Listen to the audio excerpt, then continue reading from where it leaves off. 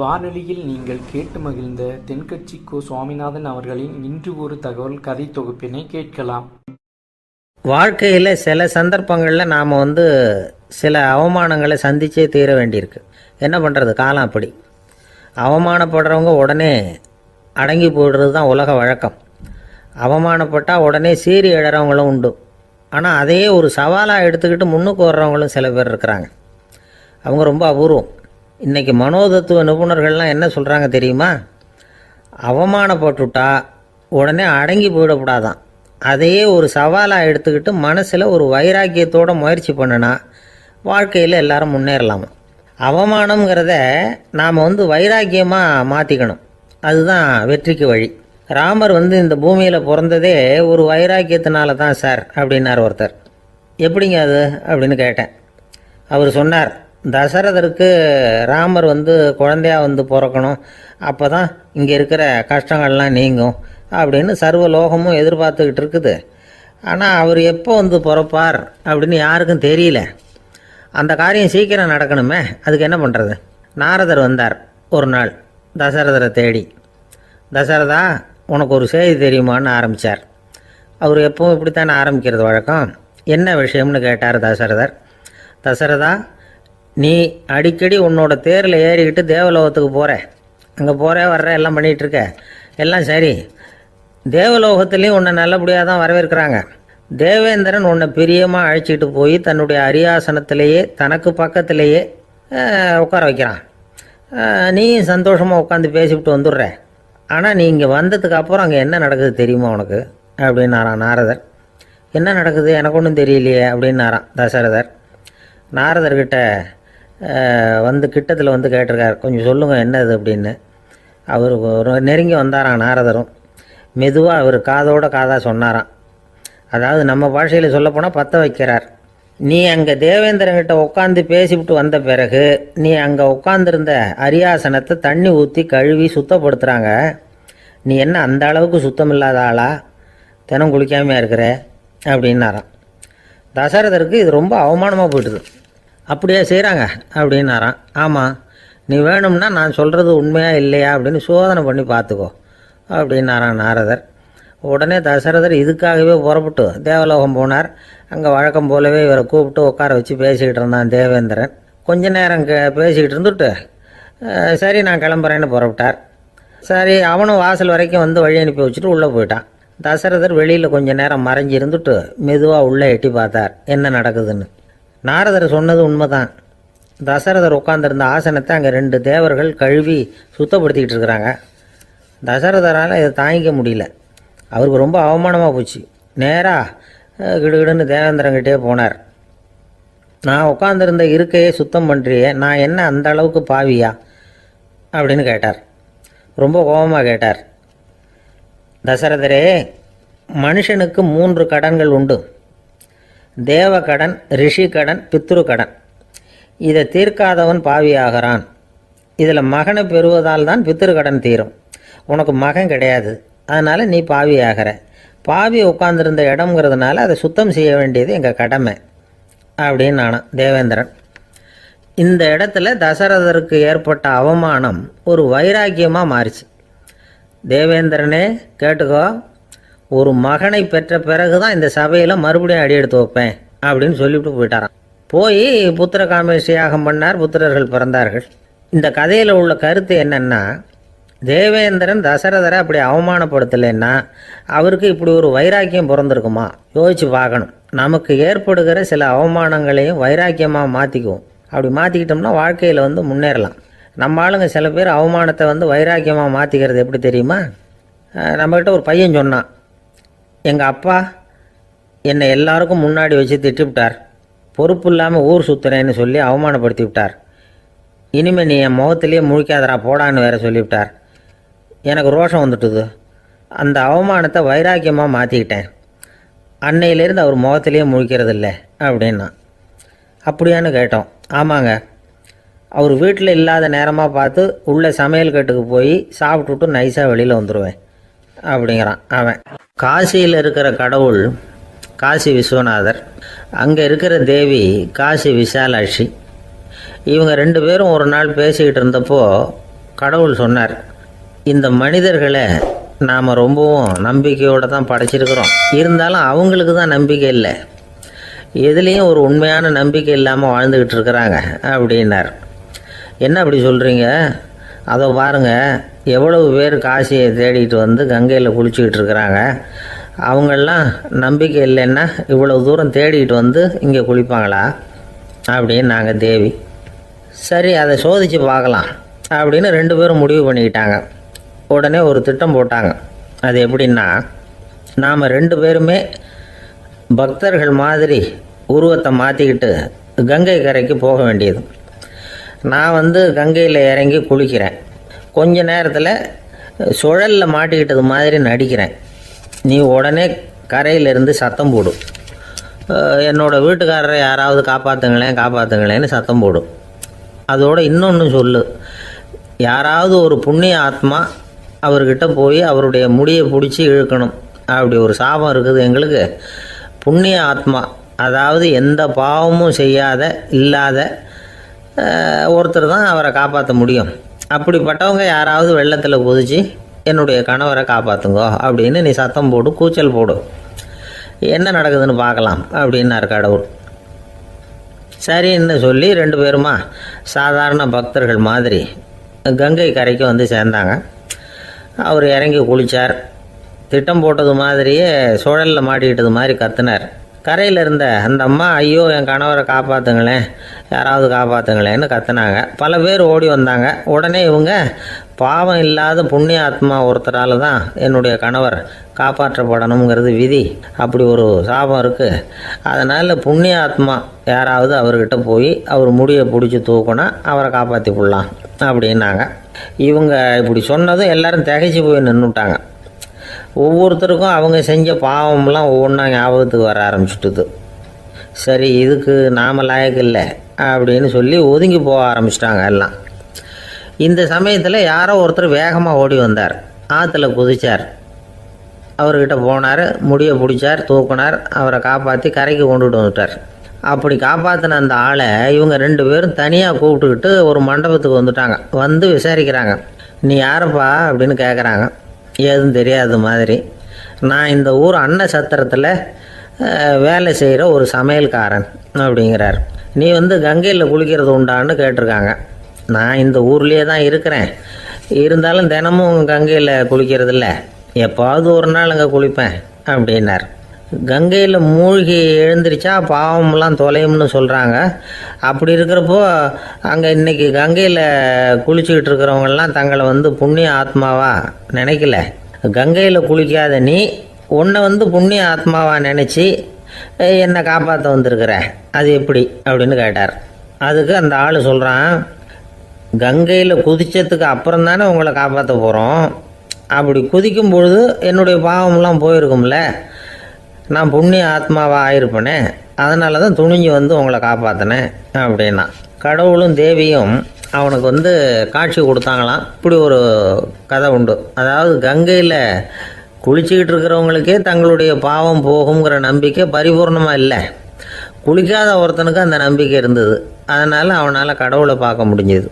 கடவுளை வந்து நாமளும் பார்க்க முடியுமா முடியாதா அப்படிங்கிற குழப்பம்லாம் நமக்கு வேண்டியதில்லை. நம்பிக்கையோடு வாழணுங்கிற உண்மையை மட்டும் இந்த கதையிலேருந்து புரிஞ்சுக்கிட்டால் போதும். ஏன்னா இந்த கதையை கேட்டுட்டு ஒரு நண்பன் குதர்க்கமாக ஒரு கேள்வி கேட்டான். ஏன் சார், கங்கையில் குளித்தா பாவம் போயிடும்னு சொல்கிறீங்களே, நான் எனக்கு வேண்டாத ஒருத்தனை அழைச்சிட்டு போய் கங்கையிலேயே தள்ளி விட்டுட்டு அதுக்கப்புறம் அங்கேயே முழுக்க போட்டுட்டு நான் செஞ்ச பாவத்தை வந்து அதுலேயே கழுவி விட்டுட்டு மறுபடியும் உங்ககிட்ட வந்துடுறேன்னு வச்சுக்கோங்க, நீங்கள் என்னை வந்து புண்ணிய ஆத்மான்னு ஏற்றுக்குவீங்களா அப்படிங்கிறான். ஆள் கொஞ்சம் அசந்தான் நம்மளே அங்கே அழைச்சிட்டு போனாலும் போயிடுவான்.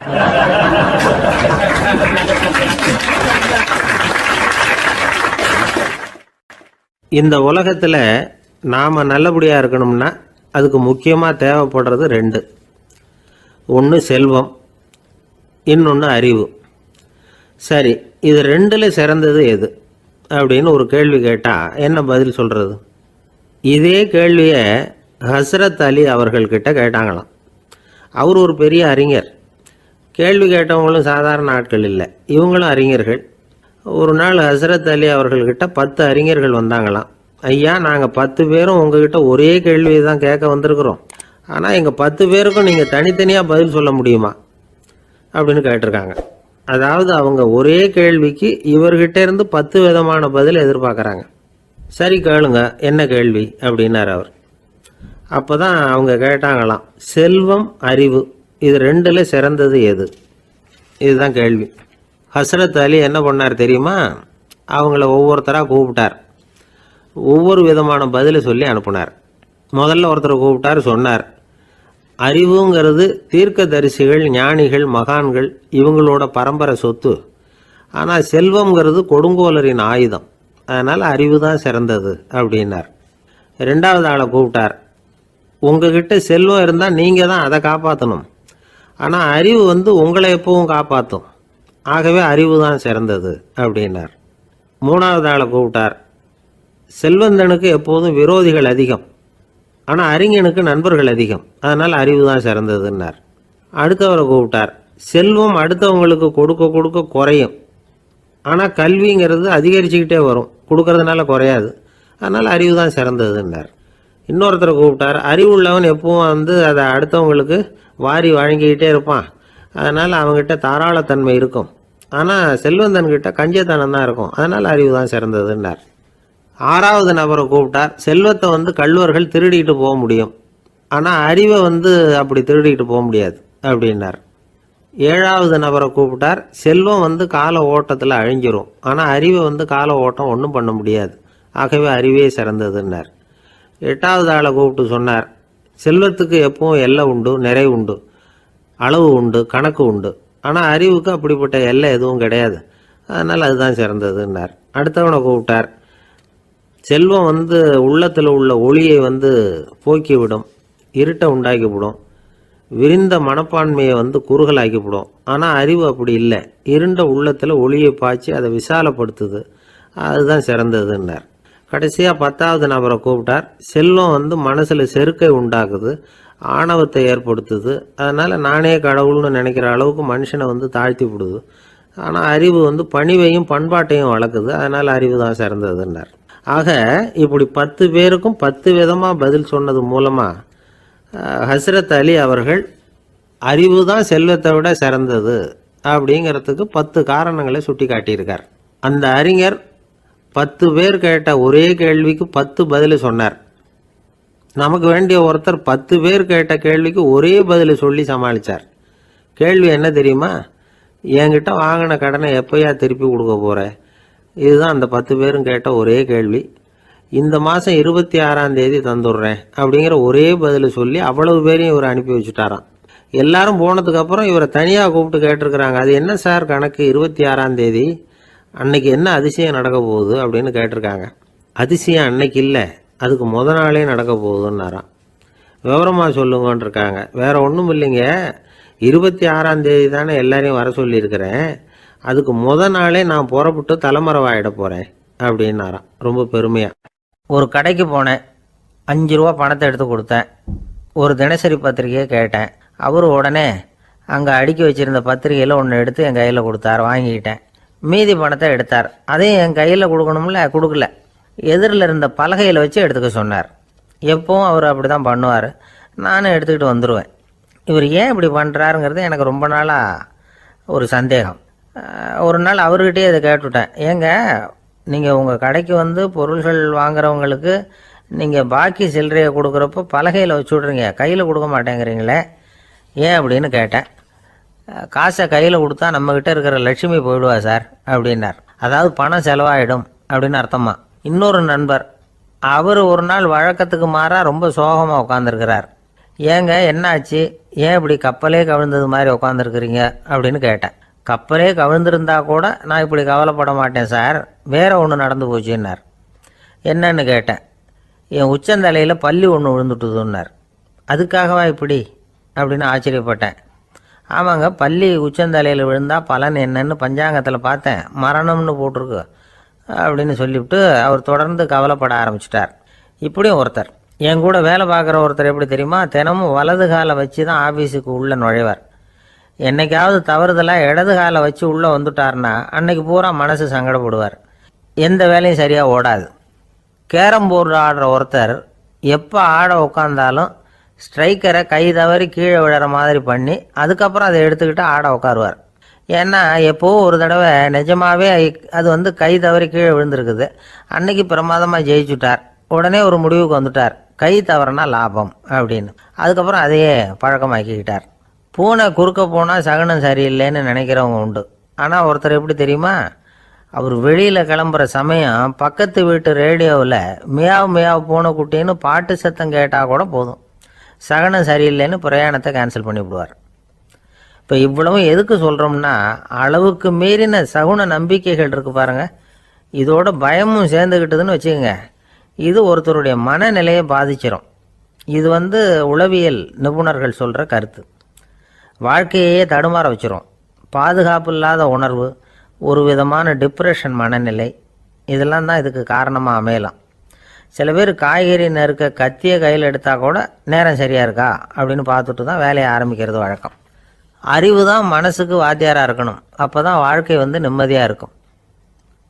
அறிவு மனசு சொல்கிறபடியெல்லாம் கேட்க ஆரம்பிச்சுட்டுதுன்னா இடைஞ்சல் தான்.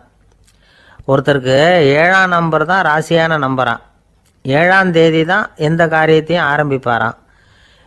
7 எழுத்து வர்றது மாதிரி பேரை மாற்றி வச்சுக்கிட்டார். 7 மணிக்கு தான் தினமும் எழுந்திருப்பார். 7ஆம் நம்பர் வீட்டில் தான் குடியிருக்கார். கல்யாணம் கூட 7ஆம் தேதி தான் பண்ணிக்கிட்டார்.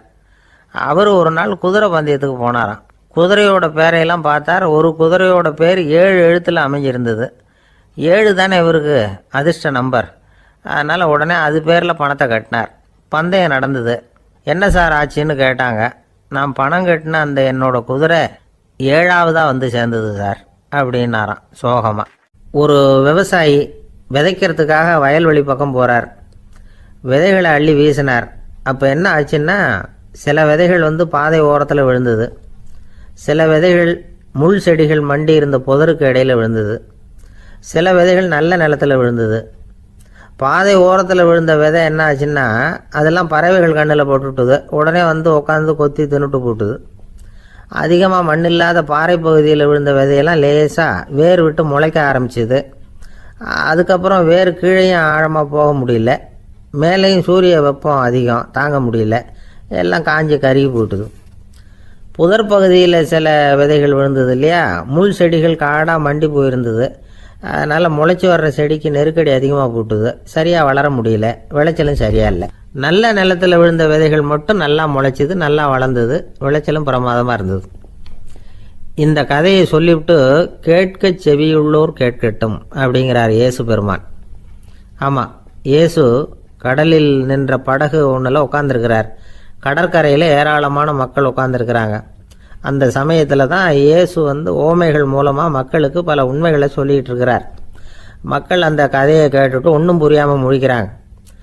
அதை கவனித்த இயேசு அந்த ஓமையை விளக்க ஆரம்பித்தார். இதில் அந்த விதைக்கிறவர் தான் இறைவன். அவருடைய வார்த்தைகளை விதைக்கிறார். அந்த வார்த்தைகளை கேட்கிற மக்கள் அந்த விழுந்த விதைகள் மாதிரி 4 வகையானவர்கள். சில பேர் பாதை ஓரத்தில் விழுந்த விதைகள் மாதிரி. இறைவன் வார்த்தைகளை அவங்க கேட்குறாங்க, ஆனால் தீய எண்ணங்கள் செய்கைகள் மூலமாக விதைக்கப்பட்ட வார்த்தைகள் அழிஞ்சு போடுது. இறைவன் வார்த்தைகளை கேட்ட உடனே மகிழ்ந்து போய் உடனே சில பேர் அதை ஏற்றுக்கிறாங்க. இவங்கெல்லாம் அந்த பாறை பகுதியில் விழுந்த விதைகள் மாதிரி. அதனால் இவங்கெல்லாம் வேறு இல்லாதவங்க, கொஞ்ச காலத்துக்கு இறை வார்த்தைகளுக்கு கீழ்ப்படிந்து நடப்பாங்க. அதனால் ஏதாவது இடைஞ்சல் ஏற்பட்டால் உடனே தடுமாறுவாங்க.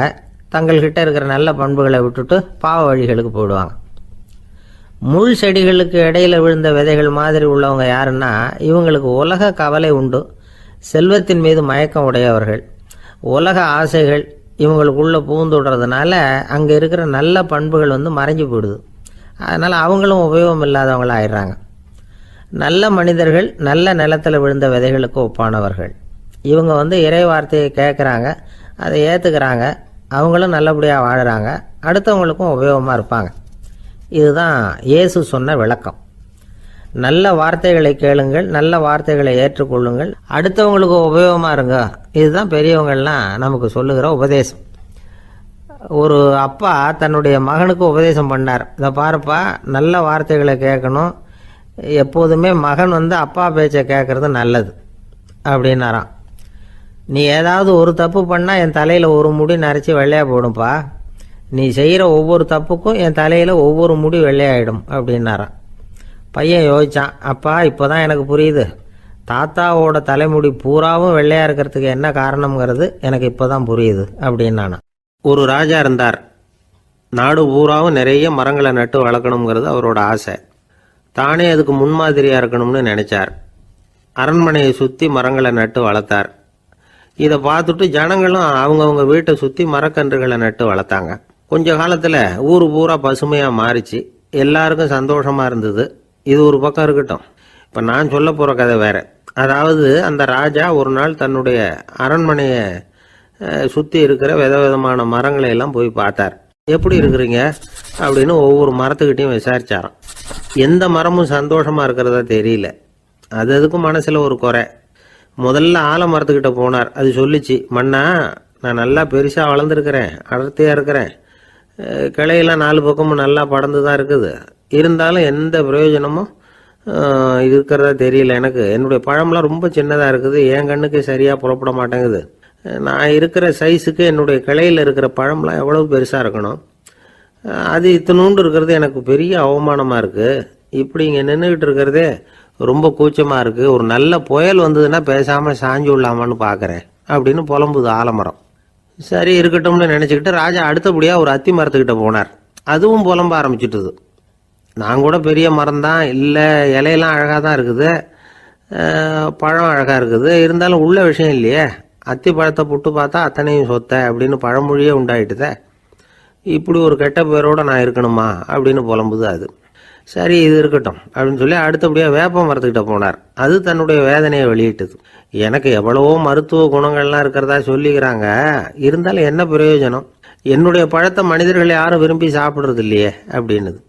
ராஜா அடுத்தாப்புல இருந்த ஒரு பனை மரத்துக்கிட்ட போனார். நான் நல்லா உயரமாக தான் வளர்ந்துருக்கிறேன், மற்ற மரங்கள்லாம் என்னை அண்ணாந்து தான் பார்க்கணும், இருந்தாலும் என்கிட்ட நிழலுக்காக யாரும் ஒதுங்கிறது இல்லையே அப்படின்னுது. என்ன இது, எல்லா மரமும் இப்படி திருப்தி இல்லாமல் இருந்துகிட்டு இருக்குதே அப்படின்னு நினச்சிக்கிட்டே ராஜா அடுத்தபடியாக அங்கே இருந்த ஒரு பைன் மரத்துக்கிட்ட போனார். அழகாக உயரமாக பசுமையாக தான் இருந்தது, ஆனால் பழமோ பூவோ கிடையாது. அதை நினச்சி அது வருத்தப்பட்டுக்கிட்டு இருக்குது. ஓக் மரம் அது ஒன்று நின்றுட்டு இருந்தது. அது என்ன சொல்லிச்சுன்னா, இலையுதிர் காலத்தில் என் மேலே இருக்கிற எல்லா இலைகளும் உதிர்ந்து போடுது, முடி கொட்டின மனிதர்கள் மாதிரி மொட்டையாக நான் நிற்க வேண்டி இருக்குது, என்ன வாழ்க்கை இது அப்படின்னு சொல்லி அழுத்துக்கிட்டது. சரி புளிய மரம் என்ன சொல்லுது பார்ப்போம்னு அதுகிட்ட போனால், என்னுடைய நிழலில் யாருமே தங்க மாட்டாங்க, உடம்புக்கு சூடுன்னு ஒதுங்கி போயிடுவாங்க, அடிமரத்தை பார்த்தீங்கன்னா பட்டையெல்லாம் உறிஞ்சி பார்க்கறதுக்கே கேவலமாக இருப்பேன் அப்படின்னுது அது.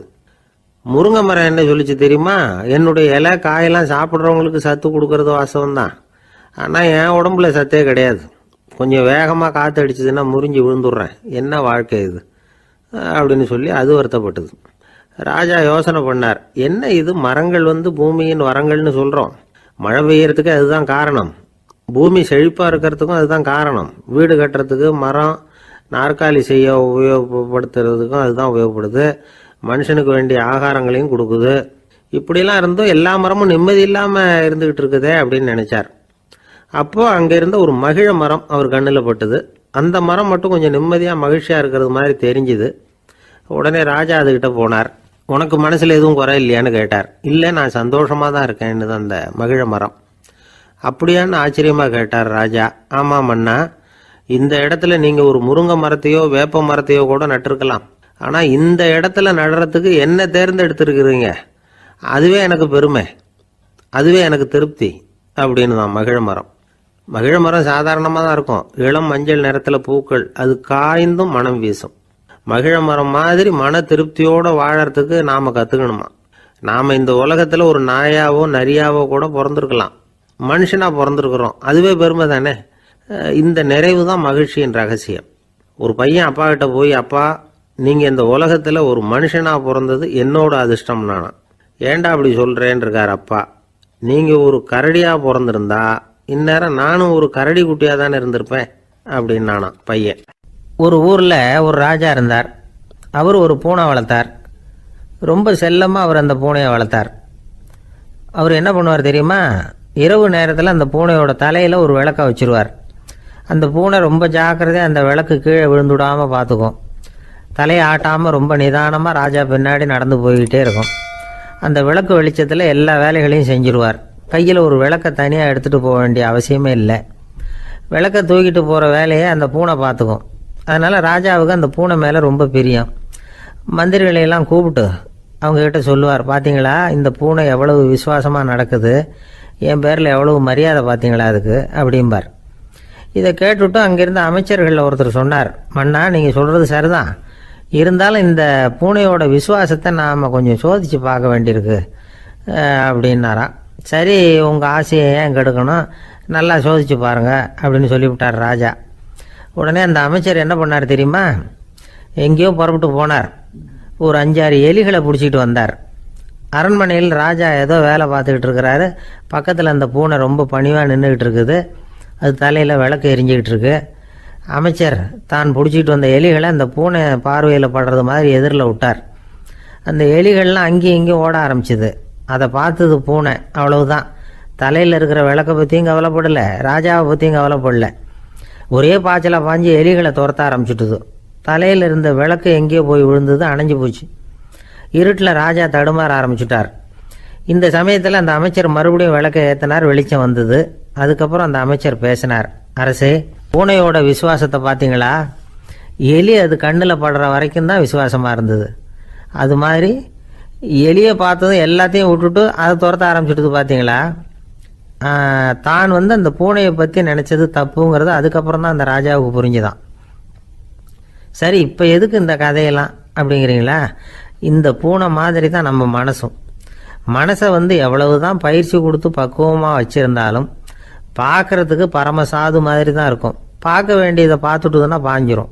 இந்த பூனை மாதிரி புலன் இன்ப பொருள்கள் கிட்டாத வரைக்கும் மனம் அடங்கி இருக்கிறது மாதிரி தான் தெரியும். கொஞ்சம் வாய்ப்பு கிடைச்சாலும் அது குதிக்க ஆரம்பிச்சிடும், தப்பு பண்ண ஆரம்பிச்சிடும். பெரிய பெரிய முனிவர்கள் வாழ்க்கையில் நடந்த வீழ்ச்சி இதை தான் நிரூபிக்குது.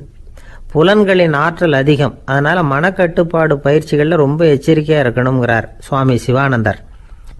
மது பழக்கத்தையே விட்டுவிட்டேன்னு உறுதியாக இருப்பான். கடை கண்ணில் பட்டுவிட்டதுன்னா கால் அவனை கேட்காமலே இழுத்துக்கிட்டு உள்ளே போயிடும். இதுதான் மனசுங்கிறது. அதுதான் அந்த ராஜா வளர்த்த பூனை. நம்மால் ஒருத்தன் அந்த ராஜா பூனை தலையில் விளக்க வச்சது மாதிரி இவன் தன்னுடைய தலையிலேயே ஒரு விளக்கை ஏற்றி வச்சுக்கிட்டு என்னத்தையோ தேட ஆரம்பித்தான். தேடிக்கிட்டு இருக்கிறான். தலையை ஆட்டாமல் நிதானமாக நடந்து ரொம்ப நேரமாக தேடிட்டு இருக்கிறான். அந்த சமயம் அங்கே வந்த ஒருத்தர், என்னத்தை தேடுறீங்கன்னு கேட்டார். அதுதான் மறந்து போச்சு அப்படின்னு இழுத்தான். சரி, கொஞ்சம் இப்படி உட்காருங்க, ஞாபகம் வந்ததும் தேட ஆரம்பிக்கலாம் அப்படின்னார் அவர். இவன் கொஞ்ச நேரம் உட்காந்து யோசித்தான். அப்புறம் திடீர்னு எழுந்திரிச்சான். ஞாபகம் வந்துட்டுதுன்னா. என்னன்னு கேட்டார். எங்கள் வீட்டில் இருந்த விளக்கை எங்கே வச்சேன்னு தெரியல, அதை தான் தேடிக்கிட்டு இருக்கிறேன், ஏற்றி வைக்கலாம்னு பார்க்குறேன் அப்படின்னா. ஜவஹர்லால் நேரு பிரதமராக இருந்த சமயம் அவர் ஒரு தடவை சென்னைக்கு வந்திருக்கிறார். இங்கே சில முக்கிய நிகழ்ச்சிகளில் கலந்துக்கிறதுக்காக வந்திருந்தார். ஆளுநர் மாளிகையில் ஒரு நாள் ராத்திரி தங்கி மறுநாள் புதுடெல்லி புறப்படுறதாக ஏற்பாடு. நிகழ்ச்சியிலெல்லாம் முடிச்சுக்கிட்டு ஆளுநர் மாளிகையில் தங்கி இருக்கிறார். அன்றைக்கு இரவு படிக்கிறதுக்கு ஒரு முக்கியமான புத்தகம் அவருக்கு தேவைப்பட்டது. அந்த சமயத்தில் உலக அளவில் ஒரு முக்கியமான பொருளாதாரம் சம்பந்தமான ஒரு புத்தகம் வெளியாகி இருக்கிற விஷயம் அவருக்கு தெரியும்.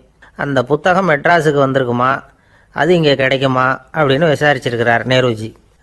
அவர் இப்படி கேட்ட உடனே அங்கே இருந்தவங்கெல்லாம் ரொம்ப பரபரப்பாக செயல்பட ஆரம்பிச்சுட்டாங்க. முக்கியமான இடங்கள்ல எல்லாம் விசாரிச்சிருக்கிறாங்க, அந்த புத்தகம் உங்ககிட்ட இருக்கான்னு. சென்னையில் உள்ள கன்னிமாரா நூல் நிலையத்துக்கு எப்படியும் அந்த புத்தகம் வந்திருக்கணும் அப்படின்னு ஒரு நம்பிக்கை. அங்கே விசாரித்தாங்க. அந்த புத்தகம் 2 நாளைக்கு முன்னாடி தான் அங்கே வந்திருக்குது அப்படிங்கிற விஷயம் தெரிஞ்சுது. உடனே எல்லாரும் அங்கே ஓடினாங்க. அவங்களுக்கு இன்னொரு சந்தேகம், புத்தகம் வந்திருக்கு சரி, அது இந்த சமயத்தில் வேறு யாரும் படிக்கிறதுக்கு எடுத்துகிட்டு போயிருக்கக்கூடாதே அப்படிங்கிற சந்தேகம் இருந்தாலும் மனசுக்குள்ளே ஒரு தைரியம். இப்படி ஒரு புத்தகம் வெளிவந்திருக்கிற விஷயமே நேருஜி சொல்லி தான் நமக்கே தெரியும். அதுவும் இல்லாமல் உலக பொருளாதாரம் சம்பந்தமான ஏதோ ஒரு புத்தகம் அது. அதை போய் இந்த நேரத்தில் அவ்வளவு ஆர்வமாக யார் எடுத்துகிட்டு போயிட போகிறாங்க அப்படிங்கிற தைரியம். இந்த தைரியத்தோடு அந்த நூல் நிலையத்துக்கு ஓடினாங்க. புத்தகத்தை தேடினா அது கிடைக்கல, யாரோ எடுத்துகிட்டு போயிருக்கிறாங்க. நேருவுக்கு மட்டுமே தெரிஞ்சிருந்த அந்த புத்தகம் பற்றின விஷயம் சென்னையில் வேற ஒருத்தருக்கும் தெரிஞ்சிருக்குது. உடனே எல்லாரும் பரபரப்பாக அந்த அதுக்குன்னு இருக்கிற ரிஜிஸ்டர் இருக்குல்ல, பதிவேடு, அதை புரட்டி பார்க்குறாங்க யார் எடுத்துகிட்டு போகிறாங்கன்னு தெரிஞ்சுக்கிறதுக்காக. எடுத்துகிட்டு போனவங்க அதில் கையெழுத்து போட்டிருப்பாங்கல்ல, அதை பார்த்து யாருன்னு தெரிஞ்சுக்கலாம் அப்படிங்கிறதுக்காக தான் அதை புரட்டுறாங்க. அதோ அந்த புத்தகத்தோட பேர் பக்கத்தில் அதை எடுத்துக்கிட்டு போனவங்க கையெழுத்து உத்து பார்க்குறாங்க எல்லாரும். அதில் போட்டிருக்குது பேர் CN அண்ணாதுரை அப்படின்னு எழுதியிருந்தது. அவர் தான் பேரறிஞர் அண்ணா. நேரு படிக்க விரும்பின ஒரு புத்தகத்தை அதே நேரம் படிக்க விரும்பின இன்னொரு தலைவர் இவர். படிக்கிறதுல அவருக்கு இருந்த ஆர்வத்தை நாம் தெரிஞ்சுக்கணும்னா அதுக்கு எவ்வளவோ சம்பவங்கள் இருக்குது. கடைசி காலத்தில் அவர் அடையாறு மருத்துவமனையில் படுத்திருக்கிறார். அவருக்கு ஒரு முக்கியமான அறுவை சிகிச்சை செய்ய வேண்டியிருக்குது அவசரமாக. அமெரிக்காவிலேருந்து டாக்டர் மில்லர் வந்திருக்கிறார். அவர்கிட்ட கேட்குறார், டாக்டர் நாளைக்கே அறுவை சிகிச்சை செய்ய போகிறீங்களா அப்படின்னு. ஆமாங்கிறார் டாக்டர் மில்லர். நாளைக்கு மறுநாள் செஞ்சுக்கிறேனே அப்படின்னாரான் அண்ணா. ஏன் ஏதாவது நாள் பார்க்குறீங்களான்னு கேட்டிருக்கார். இல்லை, ஒரு புத்தகத்தை படிச்சுக்கிட்டு இருக்கிறேன், அதை நாளைக்குள்ளே முடிச்சிருவேன், அதுக்கப்புறம் நான் இறந்தாலும் கவலை இல்லை அப்படின்னாரான் இவர். அவர் தான் அறிஞர் அண்ணா. சங்ககால நூல்கள்லேருந்து சமீபத்தில் வந்த நூல்கள் வரைக்கும் எல்லாம் அவர் படிச்சிருக்கிறார். ஒரு திருமண விழாவில் அவர் பேசும்பொழுது சொன்ன விஷயம் இது. சங்க காலத்தில் காதலியை மணக்க விரும்புகிறவனுக்கு அவனுடைய தந்தை வீர சோதனைகள்லாம் வைப்பார். போய் புலிப்பல் கொண்டுக்கிட்டு வா, அப்போ தான் என் பொண்ணை கொடுப்பேன் அப்படின்னு சொல்லுவார். காதலன் உடனே காட்டுக்கு போவான், ஒரு புலியை கொன்று அதனுடைய பல்லை கொண்டுக்கிட்டு வருவான். அதை வீர பதக்கத்தில் பதிச்சு அவனுக்கு மாமனார் சூட்டுவார் கல்யாண சமயத்தில். இப்போலாம் காதலன் கிட்ட அப்படி சொல்ல முடியாது. இப்போலாம் காதலன் கிட்ட காட்டுக்கு போய் புலிப்பல் கொண்டுக்கிட்டு வான்னு யாராவது சொன்னால் புலி தான் மாப்பிள்ளையாக வந்து சேரும் அப்படின்னார்.